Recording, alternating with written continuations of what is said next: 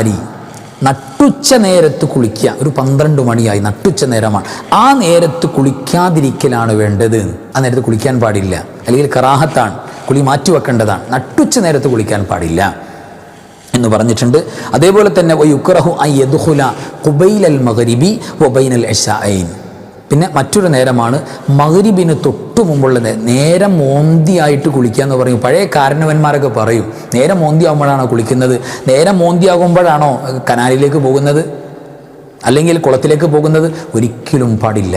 നേരം മോന്തിയാകാം മഗ്രിബോടടുത്തു, ഏകദേശം മഗ്രിബ് വാങ്കുളിക്കാനായി, ഒരിക്കലും നമ്മൾ ബാത്ത് ചെയ്യാൻ പാടില്ല, കുളിക്കാൻ പാടില്ല. അതേപോലെ തന്നെ മൂന്നാമത്തെ നേരമാണ് ഇശാ മഗ്രിബിൻ്റെ ഇടയിലുള്ള നേരം. മഗ്രിബ് ബാങ്ക് കൊടുത്തു, ഇശാ ബാങ്ക് കൊടുക്കുന്നു, ഇതിൻ്റെ ഇടയിലുള്ള നേരം, ആ നേരത്തും കുളിക്കാൻ പാടില്ല. ഇവിടെ ഉലമാ അതിൻ്റെ സബബ് പറയുന്നുണ്ട്. എന്തുകൊണ്ടാണത് പാടില്ല എന്ന് പറയാൻ കാരണം, അത് വഖത്തുൽ ഇന്തിശാരി ശയാത്തീൻ, പിശാചുക്കളുടെ വിളയാട്ടത്തിൻ്റെ നേരമാണ്. പ്രത്യേകിച്ച് മഗ്രിബിന് തൊട്ടു മുമ്പുള്ള നേരം മുതൽ ഇശാഇൻ്റെ സമയം വരെ ഇടയിലുള്ള സമയം പിശാചുക്കൾ ഇങ്ങനെ വിളയാടും. പ്രത്യേകിച്ച് നമ്മുടെ ഹമ്മാമ്, കുളിപ്പുര, ബാത്റൂം എന്ന് പറയുന്നത് തീർച്ചയായിട്ടും അത് ബൈത്തു ശയാത്തീൻ, പിശാചുക്കളുടെ വീടാണ് എന്നാണ്. ശൈത്താന്മാരുടെ താമസം, അവരുടെ പ്രൈവറ്റ് വീടാണ്. അപ്പോൾ അവിടെ കൂടുതൽ വിളയാട്ടങ്ങൾ നടക്കും. പ്രത്യേകിച്ച് നമ്മുടെ മക്കളെ ഇശാ മഗ്രിബിൻ്റെ ഇടയിൽ പുറത്തേക്ക് ഇറക്കാൻ പോലും പാടില്ല, നിങ്ങൾ വാതിൽ തുറന്നിടാൻ പാടില്ല, വാതിൽ അടച്ചു വെക്കണം എന്നെല്ലാം പുണ്യ റസൂൽ സ്വല്ലല്ലാഹു അലൈഹി വസല്ലം അതുങ്ങൾ പറയുന്നുണ്ട്. അതിൻ്റെയൊക്കെ കാരണം എന്താ? ഇന്തിശാര ശയാത്തീനാണ്, പിശാചുക്കൾ ഇങ്ങനെ വിളയാടി നടക്കുക. അപ്പോൾ പല ഉപദ്രവങ്ങളും പല ഷർറുകളും നമ്മളെ ബാധിക്കും.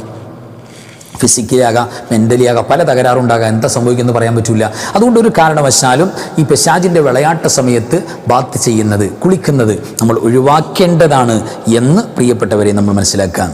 പിന്നെ തോന്നിയ സമയത്തൊക്കെ കുളിക്കുന്ന ഒരു ശൈലി ഉണ്ടെങ്കിൽ പ്രിയപ്പെട്ടവരെ തീർച്ചയായിട്ടും നമുക്ക് ഇന്ന് തോന്നിയ സമയത്ത് കുളിച്ചു, നാളെ വേറൊരു സമയത്ത്, തീർച്ചയായിട്ടും നമുക്ക് അവിടെ ഫിസിക്കലി പല പ്രയാസവും, പ്രത്യേകിച്ച് പലർക്കും നീർക്കെട്ടിൻ്റെ പ്രയാസം, ജലദോഷത്തിൻ്റെ പ്രയാസം, ഇതൊക്കെ ഉണ്ടാകാൻ പലപ്പോഴും കാരണമായിട്ട് വരുന്നുണ്ട്.